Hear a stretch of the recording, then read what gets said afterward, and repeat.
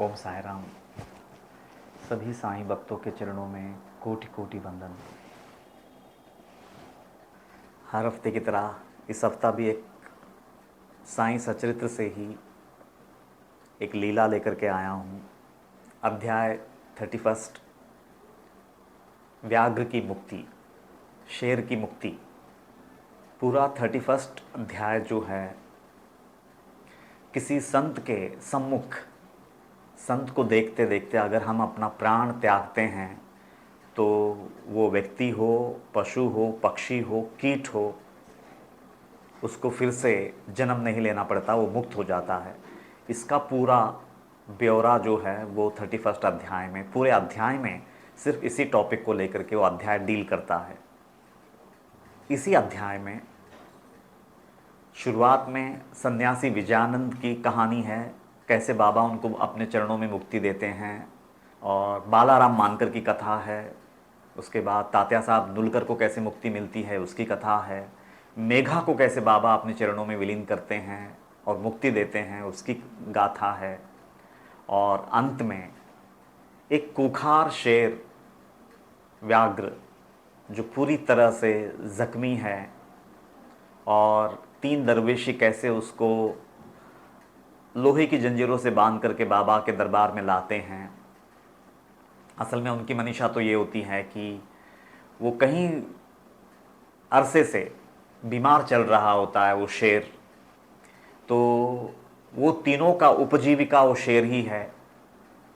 तो वो शेर को, वो व्याघ्र को गांव-गांव ले जाना, उसका प्रदर्शन करवाना, और एक रिंग मास्टर्स की तरह वो तीनों उसको हैंडल करते हैं, और गांव-गांव ले जा करके उसका प्रदर्शन करा करके उससे जो पैसे मिलती हैं उससे उनकी उपजीविका चलती हैं। ऐसी वो कहानी है। लेकिन किसी कारणवश वो शेर बीमार पड़ जाता है, तो अस्वस्थ हो जाता है, तो वो तीनों के लिए बहुत ही चिंता का विषय हो जाता है कि अगर ये मर जाएगी तो फिर हमारा क्या होगा, क्योंकि उसके दम पे उनकी उपजीविका चल रही है। तो कानों में बाबा की कीर्ति गूंजती हैं, बाबा के बारे में बहुत पॉजिटिवली कुछ बातें सुनते हैं कि वहाँ जाने से असाध्य रोग भी ठीक हो जाते हैं। तो वो मनीषा लेकर के कि अगर बाबा के चरणों में ये व्याघ्र को ले जाए हम, ये बाघ को ले जाए हम, तो शायद बाबा की करुणा से इसको स्वस्थता मिलेगी, ये फिर से अपना शरीर स्वस्थ कर लेगी और फिर हमारा वापस धंधा चल पड़ेगा। इस बहाने से वो शेर को लोहे की जंजीरों से बांध करके एक बैलगाड़ी में उसको किसी तरह से चढ़ा करके शिरडी लाया जाता है, और 3 दरवेशी वो लोहे की जंजीरों को खींच करके बैलगाड़ी से उतार के बाबा के सम्मुख लेके आके खड़ा करते हैं।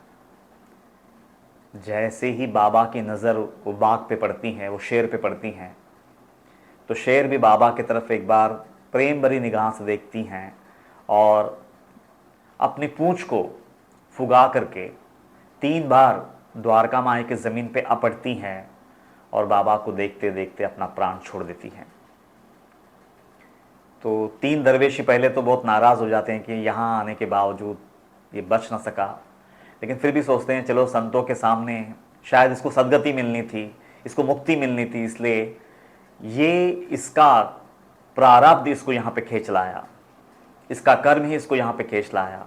और इस तरह से बाबा बोलते हैं जाओ जा करके इसको, जो शिवलिंग है, शिवलिंग बाबा का जो शिरडी में जो शिवलिंग है, जो संस्थान के प्रीमाइसेस में आज भी 3 मंदिर है, गणपति का, शनि का और शिवलिंग का। तो बाबा बोलते हैं शिवलिंग के सामने जा करके इसको दफना दो। तो आज भी वो बाघ की समाधि शिरडी में उस संस्थान के प्रीमाइसेस में हम देख सकते हैं, हम दर्शन भी करते हैं।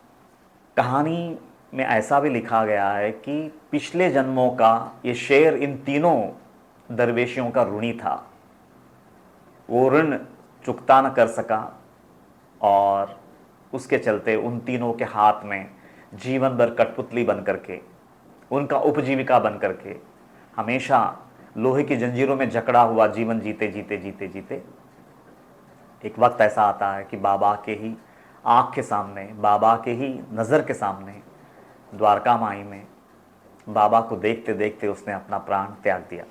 और इस तरह से इंसानों को तो मुक्ति मिली ही मिली, लेकिन एक बाघ को भी बाबा के सम्मुख प्राण त्यागने मात्र से मुक्ति मिली। उसका फिर से पुनरागमन नहीं होगा। आवागमन के चक्कर से वो हमेशा के लिए छूट गया, उसको मुक्ति मिली, ऐसा बोला गया है। तो ये कहानी में एक ओवी आती है, अध्याय 31, ओवी क्रमांक 140। लगेच पुच्छाचा गोंडा फुलविला, त्रिवार धरित्री प्रहार केला, साई चरणी देह ठेविला, विकल पडला निचेष्ट।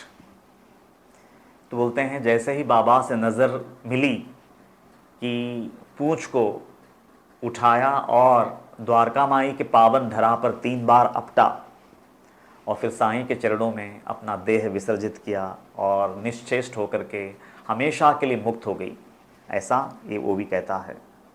अब ये जो त्रिवार बोला है, 3 बार द्वारका माई के पावन धरती पे अपनी पूंछ को अपटा, उसके बारे में मतलब खुलासा करता हुआ एक और ओवी आती है, 31 अध्याय, ओवी क्रमांक 155।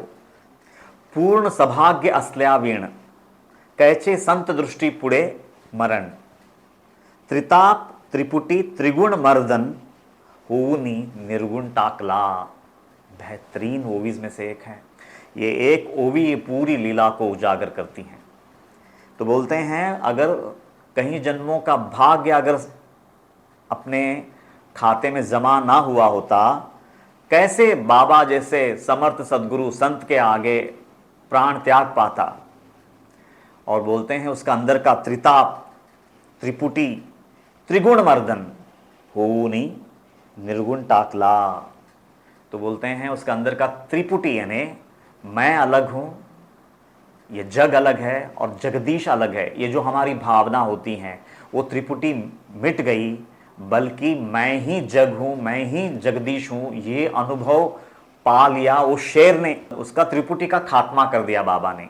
मतलब मैं जीव अलग, जग अलग, जगदीश अलग, ये जो त्रिपुटी है ये तीनों खत्म हो गए, बल्कि मैं ही जगत भी हूँ, मैं ही जगदीश भी हूँ, ये अनुभव पा लिया। और त्रिपुटी ये है। और त्रिताप यानी आदिदैविक ताप, आध्यात्मिक ताप और आदि भौतिक ताप, ये तीनों तापों से वो हमेशा के लिए छूट गया वो शेर। और आगे आता है त्रिगुण मर्दन, सत्वगुण, रजोगुण, तमोगुण, तीनों गुणों से वो परे हो गई, गुणातीत हो गई, त्रिगुण रहितम जिसको कहते हैं, त्रिगुण रहित हो गई और हमेशा के लिए बाबा के चरणों में मुक्त हो गई। नो डाउट ये अध्याय में बाबा ने मतलब ये भी दिखा दिया कि उनके चरणों में केवल मानव मात्र ही मुक्ति को उपलब्ध नहीं हुए, बल्कि खूंखार से खूंखार प्राणी कई जन्मों के मतलब गलत कर्मों के वजह से ही वो योनि प्राप्त होती हैं।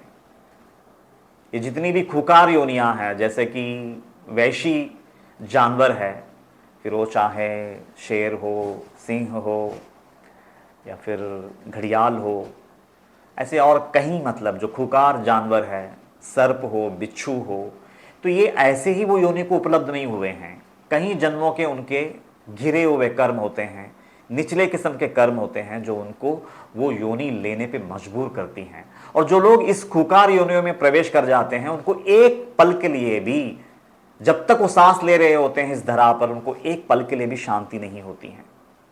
मानसिक शांति से बेखबर, एक सांस भी वो लोग शांति से ले नहीं सकते हैं। अशांति जैसे मानो उनका जन्म स्थान बनकर के उनके अंदर में वास करता है।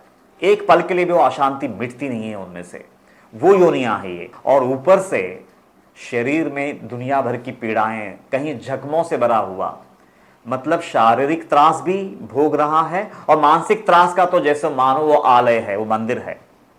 यहां पे शेर की उपमा देकर के बाबा ये बता रहे हैं कि अगर तुम्हारे कर्म भी अगर उतने निचले हो जाते हैं तो तुमको भी एक दिन ऐसी योनियां मिलेगी। तो खबरदार, बाबा बोल रहे हैं कि जीवन में बहुत ही संभल के होशपूर्वक जीवन जीना, नहीं तो ऐसी योनियों में प्रवेश मिल जाएगी।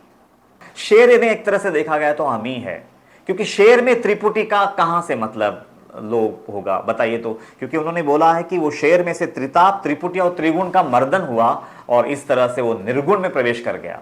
तो बात यहाँ पे शेर की नहीं हो रही है, हमारे अंदर में अगर तमोगुण हद से ज्यादा है तो हम भी वो खूंखार प्राणी हैं बाघ की तरह। तो बाबा बोल रहे हैं कि ऐसे खूंखार प्राणियों को भी मैं अपने दरबार में लेता हूं और उसके अंदर का तमस मिटाता हूं, उनके अंदर का तमोगुण को मिटाता हूं, रजोगुण को मिटाता हूं, सत्वगुण को भी मिटा करके उनको निर्गुण में प्रवेश दिलाता हूं और उनके अंदर का त्रिपुटी त्रिताप त्रिगुण मिटा करके मैं उनको निर्गुण में प्रवेश दिलाता हूं।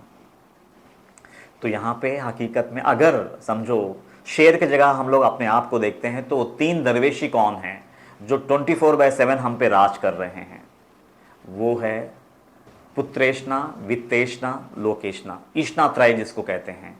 ये तीन ईष्णाओं में हम 24/7 फंसे रहते हैं। पुत्रेष्णा, खुद के शरीर के प्रति मोह, परिवार के लोगों के प्रति मोह, घर के प्रति मोह, वस्तुओं के प्रति मोह, ये पुत्रेष्णा है। पुत्रेष्णा जो है पहला दरवेशी है जो हमको 24/7 मोह ग्रसित रखता है। और दूसरा दरवेशी है वित्तेष्णा, धन की आसक्ति जो है हमारी, वो दूसरा दरवेशी है। धन की आसक्ति हकीकत में हम लोगों को इसलिए होती है क्योंकि हम पांचों इंद्रियों को अपने पूरी शबाब के साथ भोगना चाहते हैं, शब्द, स्पर्श, रूप, रस और गंध, और ये पांचों विषय को भोगने के लिए ही धन की आवश्यकता पड़ती है। तो धन जितनी ज्यादा मात्रा में मैं कमाऊंगा उतनी ही विषय भोगों को भोग सकूंगा, ये हमारी धारणा होती है, इसीलिए उसको वित्तेष्णा बोला है। तो दूसरा दरवेशी है। तो पैसे के दम पे ही ये पांच विषय वासना, शब्द, स्पर्श, रूप, रस, गंध, ये पांचों विषयों को हम भोग सकते हैं केवल धन के आधार पे, इसलिए धन की कामना जो है वो वित्तेष्णा है। तो वो दूसरा दरवेशी, वो 24/7 हम पे मतलब हमको हैंडल कर रहा है। जैसे वो तीन दरवेशी वो खूंखार शेर को हैंडल कर रहे थे, वैसा ये तीन ईष्णाएं जो हैं वो हमको हैंडल कर रही हैं। और तीसरा है लोकेष्णा। लोकेष्णा का तो हर इंसान गुलाम है कि सारी दुनिया मुझे जाने, सारी दुनिया मुझे सलाम करे, सारी दुनिया में मेरा कोई मकाम हो, सारी दुनिया अगर मुझे देखे तो अदब से अपना सर झुकाए। तो ये जो भावनाएं होती हैं, तारीफ सुनना चाहते हैं, और जितनी तारीफ की भूख होती है उतना अपमान सहन भी नहीं होता, क्योंकि अपमान आप तभी सहन कर सकते हैं अगर आप में से लोकेष्णा लुप्त हो गई है, तो आप अपमान को बड़ी आसानी से सहन कर सकते हैं। और एक साधु संत ही ऐसे अपमान को सहन कर पाता है, जिसकी चित्त की शुद्धि हो चुकी है, जिसका मैपना खत्म हो चुका है, बस वही अपमान को बड़ी आसानी से सहन कर लेता है। खाद खोद दती सहे, काट कूट वन राय, कुटिल वचन साधु सहे, और से सहा न जाए। कबीर का एक बहुत अच्छा दोहा है। वो बोलते हैं खाद खोद धरती सहे, तो जितना भी धरती है उसमें जितना भी चाहे आप हल चला लो, खोदो उसको, उसके साथ आप जो मतलब मर्जी करो, लेकिन वो उफ तक नहीं करती है। खाद खोद धरती सहे, काट कूट वन राय। और जितनी भी जंगलें होती हैं, आप चाहे जितनी भी पेड़ों को आप काट लीजिए, वो आपको नुकसान पहुंचाएगा, लेकिन वो आंसू नहीं बहाता कि मेरे इतने पेड़ों को ये काट रहा है करके। वैसे ही एक संत जो है, बस वो किसी का कुटिल वचन जो है वो बर्दाश्त कर लेता है। एक साधारण इंसान से वो अपमान, वो कुटिल वचन, वो अपमान भरा शब्द बर्दाश्त नहीं होता। तो तीन दरवेशी यहाँ पे, यानी पुत्रेष्णा, वित्तेष्णा और लोकेष्णा। तो ये तीन इष्णाएं जब तक है, हमारी गति भी वो खूंखार व्याघ्र जैसी ही हैं। ये तीनों हमको कहीं जन्मों से नचा रहे हैं वो शेर की तरह। ये पुत्रेष्णा, वित्तेष्णा, लोकेष्णा, ये तीन दरवेशी हैं। और जब तक ये तीनों ईष्णाएं गिरती नहीं हैं, हकीकत में जीवन मुक्ति किसको कहेंगे? कि यहां तो मतलब दरवेशी जिंदा है और आखिर में वो बाघ जो है बाबा के सामने दम तोड़ दिया। लेकिन जीवन मुक्त उसको कहते हैं कि शेर तो जिंदा रहे, इंसान तो जिंदा रहे, जीव जो है वो जिंदा रहे, लेकिन उसके अंदर की ये तीन दरवेशी मर जाए तो उसको जीवन मुक्त कहते हैं। तो ये भी एक बहुत गहरा एस्पेक्ट है इस लीला का। हकीकत में होना तो ये चाहिए कि साधना इतनी हमारे अंदर में बढ़ जाए, उपासना हमारी इतनी अंदर बढ़ जाए कि हमारे अंदर का सारी वासनाएं, विकार, ये तीन ईष्णाएं, सब अहंकार, अभिमान, देह बुद्धि, जीते जी गिर जाए और हम जीवन मुक्त हो जाए। तो ये हकीकत में जीव जिंदा रहना चाहिए, उनके अंदर के 3 दरवेशी मर जाने चाहिए, लेकिन होता उल्टा है। और इसी अध्याय में संत के सामने अगर मृत्यु मिलती है तो उसका दर्जा क्या है वो बताता हुआ, उसकी महानता कितनी गहन होती है वो दर्शाता हुआ कुछ ओवियां हैं, मैं लेता हूं। अध्याय 31, ओवी क्रमांक 145 से 151। ठेविता संतपदी डोई, जया प्राणिया मरण यही, सवेच तो उद्धरोनी जाई, हीच कमाई जन्माची। बोलते हैं संत के चरणों में अगर सर नवाते हुए, सर झुकाते हुए अगर किसी को मरण मिल जाए तो उसी क्षण उसका उद्धार हो जाता है, और जीवन भर की उसकी जो कमाई है बस वही है कि उनके सामने अपना प्राण त्याग देना। और आगे बोलते हैं, असल्याविण भाग्याचा थोर, संताची या दृष्टी समोर, पडेल काय उगाच शरीर, होईल उद्धार तयाचा। अगर सौभाग्य अगर जोर नहीं मार रहा हो, अगर भाग्यवान ना हो व्यक्ति, तो क्या किसी संत के आगे प्राण त्याग सकता है? क्या उनके आगे ये शरीर निश्चेष्ट होकर के गिर सकता है? क्या उसका उद्धार हो सकता है? हकीकत में ये अगर हो रहा है तो कहीं जन्मों का सौभाग्य जो है उसको साथ दे रहा है, तब जाकर के किसी संत का दर्शन करते करते, संत के चरण में अपना सर नवाते नवाते वो अपना शरीर त्यागता है। और आगे बोलते हैं, साधुंचिया दृष्टि सन्मुख, देह ठेविता परम सुख। और संत के चरणों में ये देह त्यागना परम सुख का कारण होता है, वो परम सुख को उपलब्ध होता है। साधुचिया दृष्टि सन्मुख, देह ठेविता परम सुख, पिता विख होई पीयूष। हकीकत में मरण मृत्यु जो है वो विष है संसार के लिए, लेकिन वो व्यक्ति के लिए वो अमृत बन जाती है, क्योंकि वो मृत्यु संत के चरणों में, संत को देखते देखते, संत को निहारते निहारते, संत का दर्शन करते करते वो शरीर छोड़ा जा रहा है। इसीलिए सारे सांसारिक लोगों के लिए वो विष समान होता है मृत्यु, लेकिन वो सद्भक्त के लिए वो अमृत बन जाता है। मरणाचा हरिक न दुख, और वो मरने का न शोक करता है न दुख करता है, और ना ही वो पीड़ा महसूस करते हुए अपने प्राणों को त्यागता है, बल्कि संत के सामने शरीर छोड़ते हुए वो आनंद की अनुभूति करते हुए वो प्राणों को त्यागता है। ये बता रहे हैं, मतलब ना हर्ष होता है ना दुख होता है। दृष्टि पुढे संत चरण, अस्ता जया प्राणिया मरण, धन्य देह तो कृष्णार्पण, पुनर्जनन नाही त्या। तो बोल रहे हैं सदगुरु का, संत का, किसी सत्पुरुष का अगर चरण आंखों के सामने हो, और अगर उस समय वो चरणों का दर्शन करते करते अगर कोई व्यक्ति अपना शरीर त्याग दे, तो बोले धन्य है वो शरीर जो कृष्ण को अर्पित हो जाती है, और वो इंसान को फिर से जन्म नहीं लेना पड़ता, पुनर्जन्म नाही त्या। वो व्यक्ति को ऐसा जो संत के चरण को निहारते निहारते अपना आखिरी सांस लेता है, ऐसे इंसान फिर से जन्म नहीं लेता।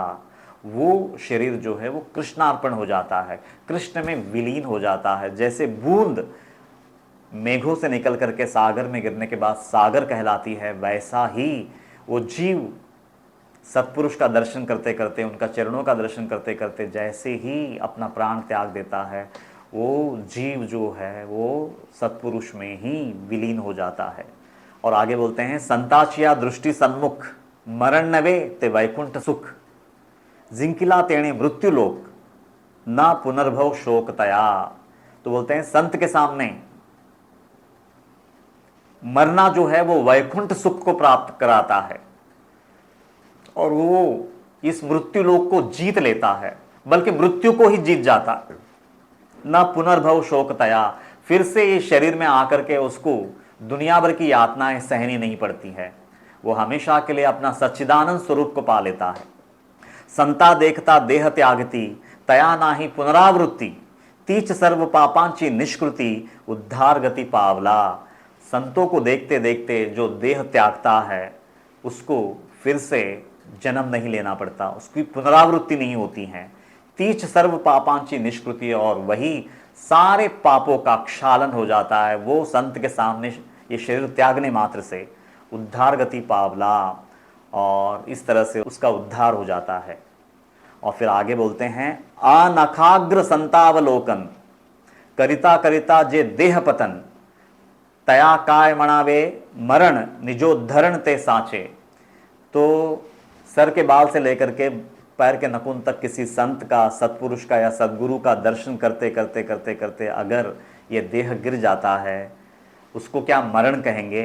वो मृत्यु हो ही नहीं सकती है, वो तो उद्धार कर लेना कहलाता है। वो इंसान जीवात्मा से परमात्मा बन जाता है, तो वो उसको मृत्यु नहीं कहते हैं, बल्कि अपग्रेड हो जाता है, वो जीवात्मा से परमात्मा बन जाता है। तो ये कुछ ओवियाँ थी। अब ये टॉपिक आया तो मुझे इसको थोड़ा ओपन भी करना होगा। अभी एक कहावत है कि जो व्यक्ति काशी में दम तोड़ता है वो मुक्ति को उपलब्ध हो जाता है। ये टॉपिक मैंने पिछली बार भी लिया था, लेकिन अभी क्योंकि ये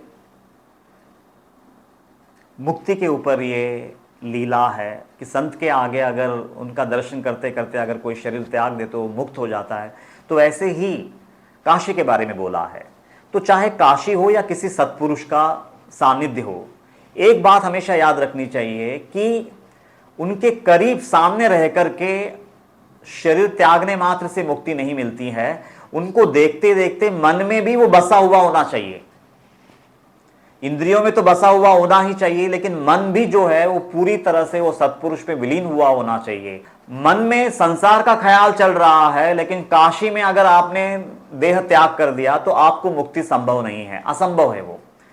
काशी में मुक्ति पाने का जो गहराई वो इतना ही है कि काशी में मृत्यु आए भी तो, लेकिन मन में भी शिव जी का चिंतन ही चलता रहना चाहिए जब आप वो प्राण को त्यागते हो, क्योंकि आपकी इंद्रिय, आपका मन जब पूरी तरह से परमात्मा में विलीन हो चुका होता है, उस समय अगर आप प्राणों को त्यागते हैं तो मुक्ति मिलती है। अभी जैसे फॉर एग्जाम्पल मैं शिरडी के समाधि मंदिर में प्रवेश कर जाता हूं, बाबा को मैं अपनी आंखों से देख भी रहा हूं और समझो वहां पे मेरी मृत्यु हो जाती है, लेकिन मेरे मन में संसार और मेरा परिवार का ख्याल चल रहा है, तो मैं शिरडी के समाधि मंदिर में अपना शरीर त्यागने के बावजूद भी मुक्त नहीं हो सकता। तो मैं ये क्लियर कर दूं, कई बार क्या होता है कि इसको बहुत ही सुपरफिशियल लेवल पे लेते हैं हम लोग, तो बहुत क्लियर हो जाना चाहिए कि इंद्रियों के सामने तो परमात्मा हो, इंद्रियों के सामने हमारा सद्गुरु तो हो, लेकिन हमारे मन के चिंतन में भी, हमारे चित्त के चिंतन में भी वो परमात्मा बना रहे वो क्षण में। तब जाकर के अगर हमारा देह का गिरना होता है या फिर हमको मरण आसन्न हो जाता है, तो उस समय वो व्यक्ति मुक्ति को उपलब्ध होता है। लेकिन अगर समझो शरीर से तो मैं शिरडी में हूं, शरीर से तो मैं समाधि मंदिर में हूं, और वो समाधि मंदिर में अगर मुझे मृत्यु भी आ जाती है, लेकिन मेरे मन में अगर बाबा नहीं है, मेरे मन में संसार का ख्याल है, परिवार का ख्याल है, बेटे बेटों का ख्याल है, बीवी का ख्याल है, माँ पिताजी का ख्याल है, किसी संसार की कोई कामना चल रही है, वो चिंतन में अगर मैं प्राण त्याग देता हूं, भले ही मैं समाधि मंदिर में खड़ा हूं, तो मैं मुक्त नहीं हो सकता।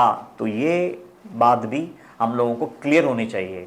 इसीलिए कहते हैं कि आखिरी क्षणों में परमात्मा का चिंतन अगर हो, ऐसा अगर हमको लगता है, तो जीवन भर परमात्मा का चिंतन करना होगा, तब जाकर के आखिरी क्षणों में हम उनको याद कर सकते हैं, हमारे मन मंदिर में, हमारी इंद्रियों में हम उनको बसा सकते हैं। तो इसको है ना एक टेक्निक की तरह लेने की हिमाकत ना करें कि आखिरी क्षण में अगर हम लोगों ने उतना साध लिया तो काम बन जाएगा। अब जीवन भर मतलब साईं साईं रटने की क्या जरूरत है, साईं को चित्त में, मन में बसाने की क्या जरूरत है। आखिरी क्षण को अगर साध लेंगे तो काम हो जाएगा। आप आखिरी क्षण में वो साध ही नहीं सकते हैं।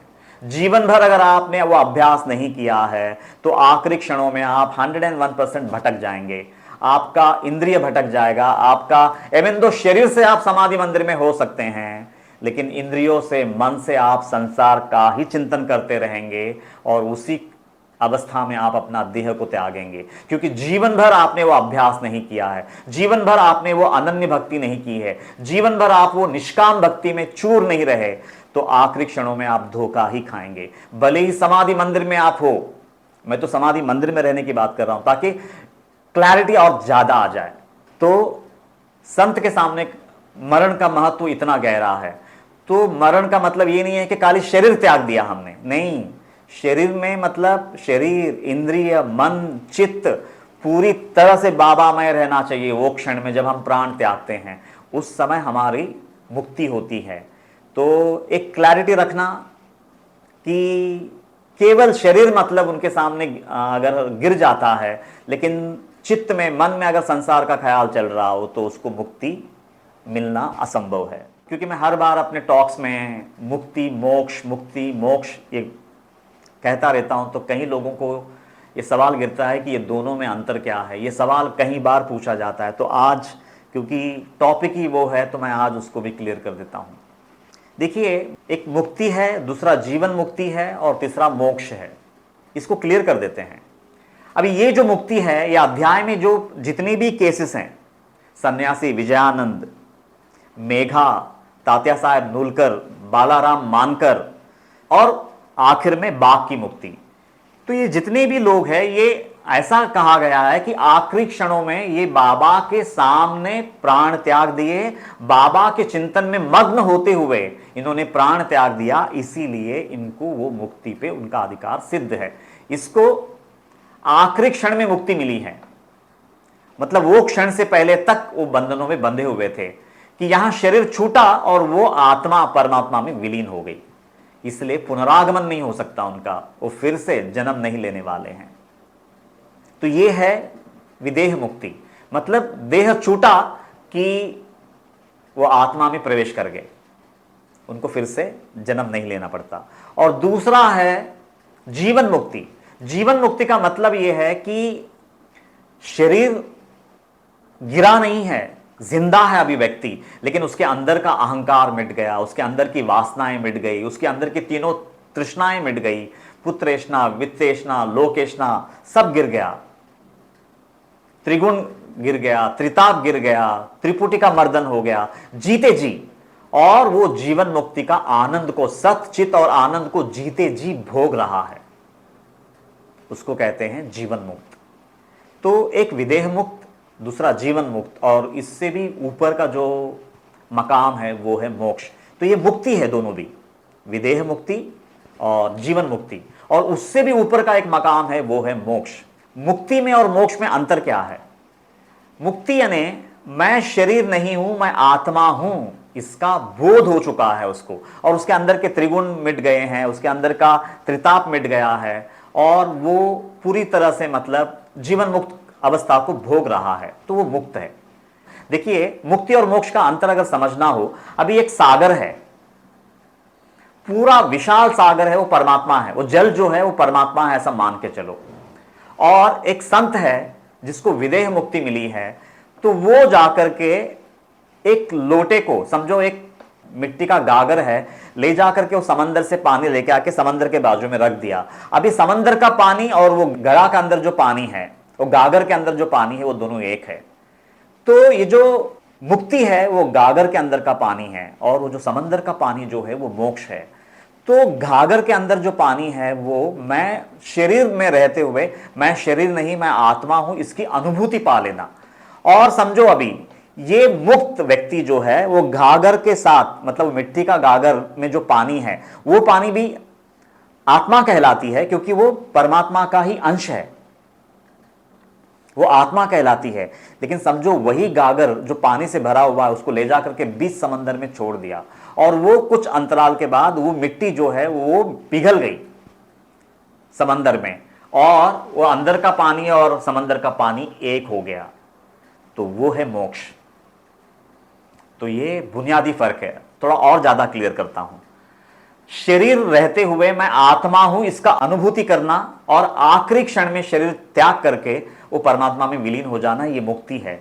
लेकिन जीते जी इन पंच महाभूतों को, अपने अंदर में जो पंच महाभूत है, भू तत्व है, जल तत्व है, अग्नि तत्व है, वायु तत्व है, आकाश तत्व है, उसको पिघलाते जाना। हमारे अंदर का भू तत्व को जल तत्व में, जल तत्व को अग्नि तत्व में, अग्नि तत्व को वायु तत्व में, वायु तत्व को आकाश तत्व में, और उस आकाश को परमात्मा में विलीन करके परमात्मा ही, अगर समझो ये शरीर का रूप लेकर के संसार के सामने चल रहा है, फिर रहा है, बोल रहा है, संसार का सारा व्यवहार कर रहा है, लेकिन हकीकत में वो शरीर इंसानों का शरीर जैसा नहीं है, बल्कि वो आत्मा ही उस शरीर का रूप ले चुका है। मुक्ति में कैसा है, शरीर में आत्मा वास करती है और यहां पे वो परमात्मा ही वो शरीर बन चुका है। इसीलिए अगर अग्नि में हाथ डालता है तो हाथ जलता नहीं है। शरीर को खंड खंड करने के बाद उसको पूर्ववत फिर से जोड़ा जा सकता है, क्योंकि वो परमात्मा ही वो शरीर का रूप धर के हमारे सामने प्रकट हुआ है। तो दैट इज, उसको तुम आप अवतार कह लो, उसको आप मोक्ष कह लो, फिर उसको आप जो अवस्था से आप बुलाना चाहते हैं उसको बुला लीजिए, लेकिन जीते जी ये पूरा जो हाड़ मांस का शरीर है आत्मा में पिघल करके, वो आत्मा खाली है ना, एक रूप धर करके तुम्हारे सामने खड़ा है। तो जैसे बाबा जैसे अवतारियों के लिए मोक्ष जो वर्ड है वो परफेक्ट सूट करता है। लेकिन एक बात और बता दूं, क्योंकि साईं सच्चरित्र में बाबा कहीं जगहों पे बताते हैं कि हे इंसान, तू पूर्ण परब्रह्म स्वरूप से नीचे उतरा है। मतलब वो जो तत्व ज्ञान बताया ना अभी, मतलब कि परमात्मा ही अगर किसी शरीर का रूप ले ले तो उसको तत्व ज्ञान बोला है। तो पूर्ण परब्रह्म स्वरूप से तू नीचे उतरा है, वापस तुझे उस पूर्ण परब्रह्म स्वरूप को ही पाना है, ऐसा 20वां अध्याय में बाबा बोलते हैं। तो बाबा हर बंदे को ये बोल रहे हैं कि तू मुक्ति के बारे में मत सोचना, तो मोक्ष के बारे में सोचना। तो अगर उनका हृदय इतना विशाल है हमको लेकर के, तो हम कंजूसी क्यों करें। नो डाउट खाली कल्पना करने से या फिर इच्छा प्रकट करने से मोक्ष मिलती नहीं है। उसके लिए फिर बाबा की हिदायत, बाबा की आज्ञा, बाबा की मर्जी जाननी होगी और उसके अनुरूप अपनी इंद्रियों को, शरीर को, मन को, चित्त को ढालना होगा।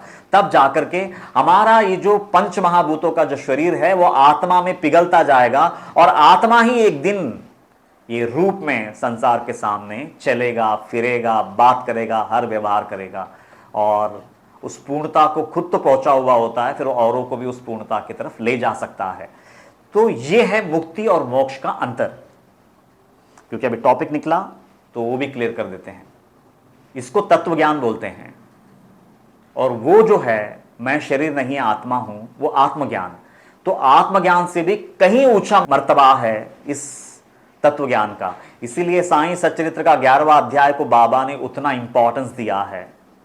हाजी सिद्दीक फाल्के को जब पूरी तरह से आजमाते हैं, हर तरह का सवाल पूछ करके उसकी मंजूरी हासिल करते हैं, तो बाद में बाबा उसको आम बेचते हैं, फिर 55 रुपया देते हैं और एंड में बाबा बोलते हैं आज तुझे प्रवेश दे रहा हूं, आ द्वारका माई में मेरे साथ आकर के वो खाना खा जो मैं 24/7 खाता हूं।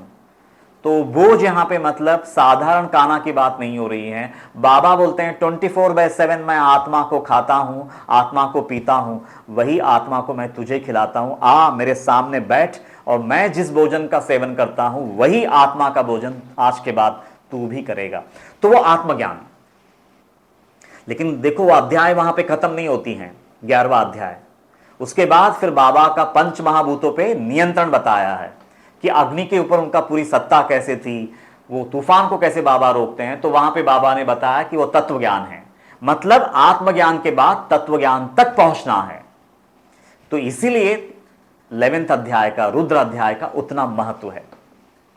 तो चलो आज टॉपिक निकला तो वो भी ज्यादा साफ हो गया होगा कि भोजन के लिए जो बुला रहे हैं वो ब्रह्म बोझ है, वो आत्मा का बोझ है। क्योंकि मैं 24/7 आत्मा को ही खाता हूं, आत्मा को ही पीता हूं, आत्मा को ही सूंघता हूं, आत्मा को ही ओढ़ता हूं, मैं स्वयं आत्मा हूं। मतलब तो आत्मा का भोजन कराया, उसके बाद फिर तत्व ज्ञान की तरफ भी ले जाते हैं। वो पंच महाभूतों को अगर अपनी आत्मा में ही पिघला देते हैं तो वो परमात्मा बन जाता है।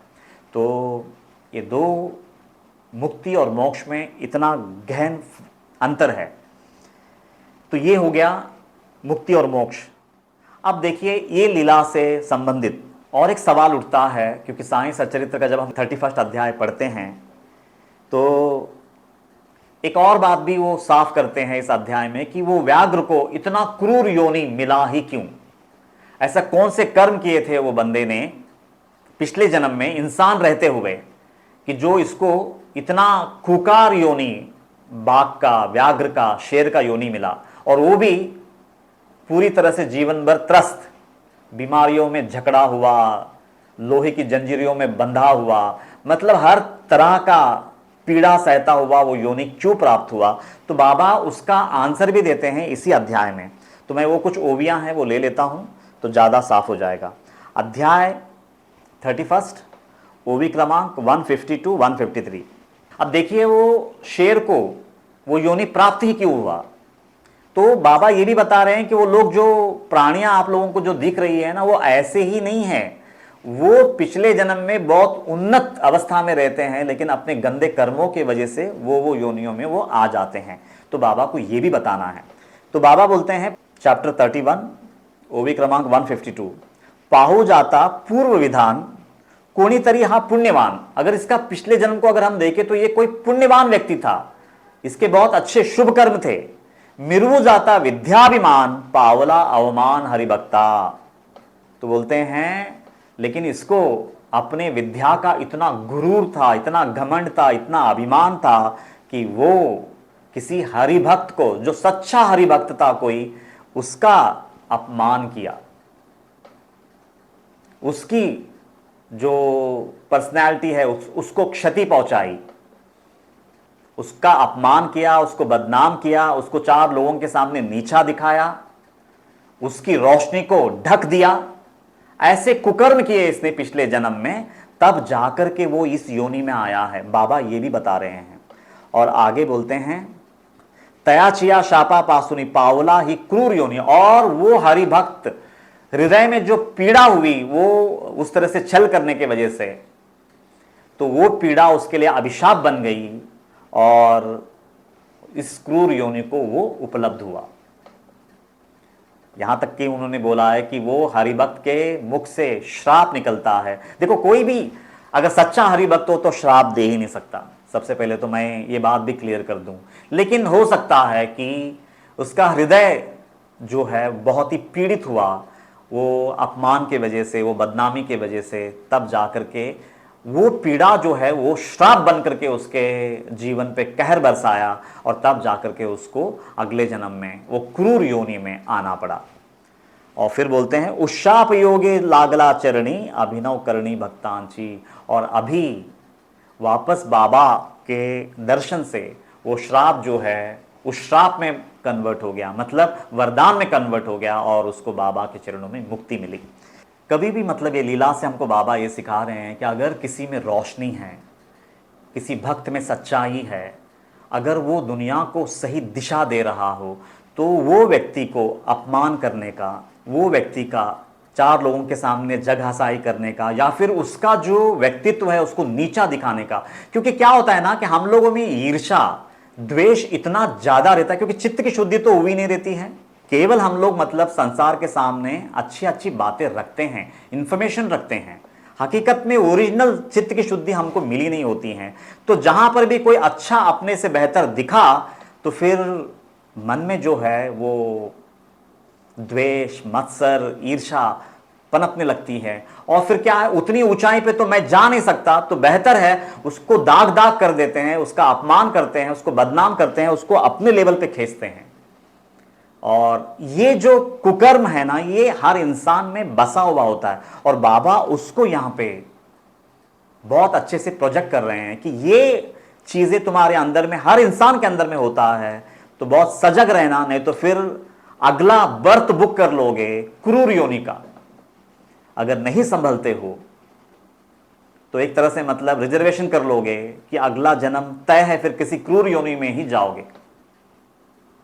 क्योंकि अगर कोई रोशनी दे रहा है, अगर कोई हरि का भक्त है, अगर कोई गुरु का भक्त है, अगर वो सच्ची रोशनी दे रहा है, तुमसे बेहतर कोई चीज बता रहा है संसार को, तो वहां पे जलने की, ईर्ष्या में आने की, द्वेष में आने की कोई जरूरत नहीं है।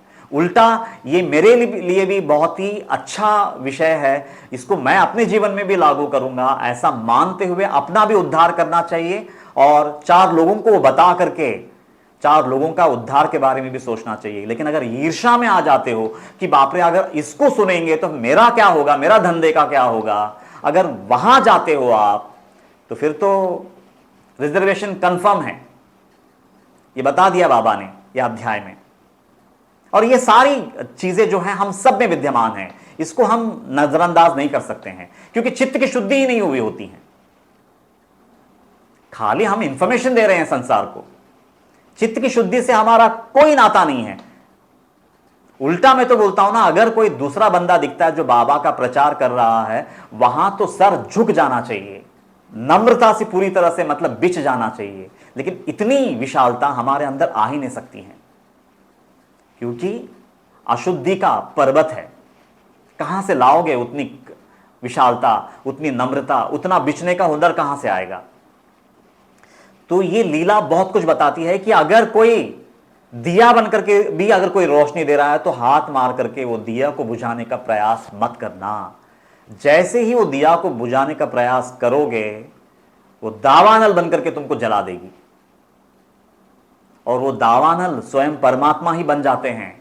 दिया तो वो भक्त होता है, लेकिन वो दावानल का जो रूप है वो परमात्मा ही लेते हैं, क्योंकि परमात्मा कुछ भी बर्दाश्त कर सकते हैं, लेकिन रोशनी के साथ छेड़खानी बर्दाश्त नहीं कर सकते हैं। क्योंकि आप अगर रोशनी के साथ छेड़खानी कर रहे हैं, मतलब अनगिनत भक्तों के लाइफ के साथ खेल रहे हैं। मर्डर से भी ज्यादा खतरनाक गुनाह है, नहीं कर सकते हैं। अगर सच्ची रोशनी कहीं से मिल रही है तो सर झुका करके स्वीकारना चाहिए।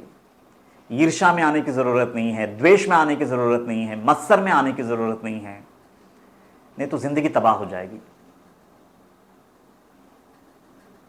क्योंकि जहां से रोशनी आ रही है उसके साथ छेड़खानी करने का मतलब है कि वो रोशनी के साथ छेड़खानी करना। न जाने कितनी जिंदगियां मतलब सवर सकती थी, उतनी जिंदगियों तक वो रोशनी को ना पहुंचाने का काम कर दिया आपने। उसको बदनाम करके, उसको नीचा दिखा के, उसका अपमान करके, उसको गलत साबित करके, वो सद्भक्त को आपने कहीं लोगों तक वो रोशनी पहुंचने नहीं दिया। मैं तो कहता हूं वो जो गुनाह है कहीं मर्डर करने से ज्यादा खतरनाक है। तो बाबा ने मतलब यहां पे बहुत वाज़े तौर पे उन्होंने क्लियर किया है कि ऐसी क्रूर योनियां क्यों मिलती हैं। और बाबा ये बात अच्छी तरह से जानते हैं कि आध्यात्मिक जगत में ये जो ईर्ष्या है, इसकी पकड़ कितनी गहरी होती है, बाबा बेहतर जानते हैं। तो उन्होंने हर तरह से उन्होंने प्रयास किया है कि बचो इन सब चीजों से, नहीं तो रिजर्वेशन कंफर्म है।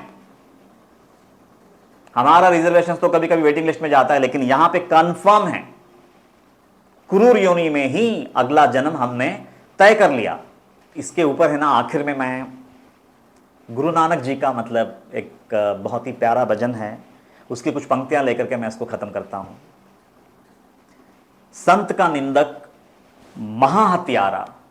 उन्होंने बोला है कि किसी सद्भक्त का निंदक, किसी सत्पुरुष का निंदक, जहां से रोशनी मिल रहा है, अगर वो रोशनी के खिलाफ तुम कुछ बोल रहे हो सिर्फ अपना अभिमान की वजह से कि अगर ये बंदा अगर उठ गया तो मैं मर जाऊंगा, ये भावना से अगर आप उसको कुचल रहे हैं, तो कितना खतरनाक खेल है।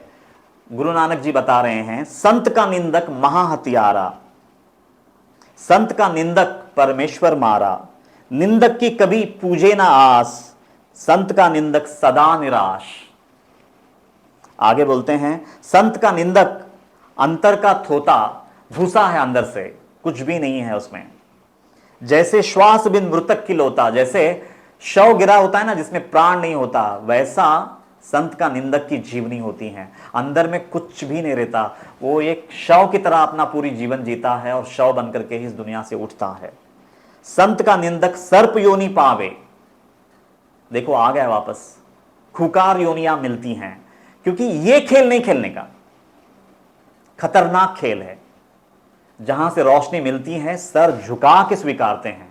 मैं हमेशा एक बात बोलता हूं कि हमारा घर का नौकर या नौकरानी भी होना, अगर वो चार अच्छी शब्द बता रहे हैं तो सर झुका करके स्वीकारने की ताकत चाहिए। वो क्षण के लिए वो हमारे गुरु है। अगर इतनी नम्रता नहीं आती है तो बाबा तो हमारे हाथ कभी नहीं लगने वाले। संत का निंदक सर्प योनि पावे, संत का निंदक अजगर होवे, तो अजगर की योनि में आता है। मतलब जितनी भी कुकार योनियां हैं, विषैला योनियां हैं, उसमें फिर प्रवेश कर जाते हैं हम। तो सबसे पहले तो मुक्ति, संत के दृष्टि के सामने मुक्ति उन्हीं को मिलती है जिसकी इंद्रियों में उसका इष्ट बसता हो, मन में इष्ट बसता हो, रग रग में इष्ट बसता हो, और फिर वो चिंतन करते हुए अगर शरीर छूटता है तो ही मुक्ति मिलती है। केवल उनके मुख के सामने, उनके सामने शरीर गिरने से मुक्ति नहीं मिलती है। पहले वो बात क्लियर किया, और बाद में दूसरी बात में ये बात थी कि मुक्ति यानी ये शरीर में आत्मा का अनुभव करना, और मोक्ष यानी ये शरीर ही परमात्मा बन जाना। तो ये मोक्ष, ये दूसरा क्लैरिटी था। और तीसरा, ऐसे खूंखार योनियां किसी सद्भक्त का अपमान करने की वजह से, उसकी रोशनी के साथ खेल दिखाने की वजह से, या फिर उसकी रोशनी को मंद करने की भावना रखने से, या फिर वो रोशनी को मिटाने की भावना रखने से उसका अपमान करना, बदनाम करना, उसको नीचे दिखाना, ताकि मेरा जो खोटा सिक्का है वो चलता रहे।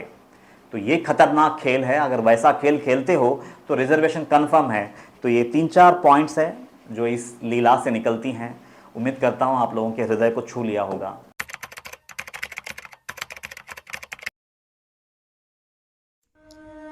मनोहारिणी शापताप निवारिणी अज्ञान नाशिनी मोक्षदायिनी परम कल्याणकारिणी सच्चित आनंद प्रदायिनी अनंत कोटि साईनाथों की जननी साक्षात साई स्वरूपिणी ग्रंथराज श्री साई सच्चरित दिव्य ग्रंथ की जय।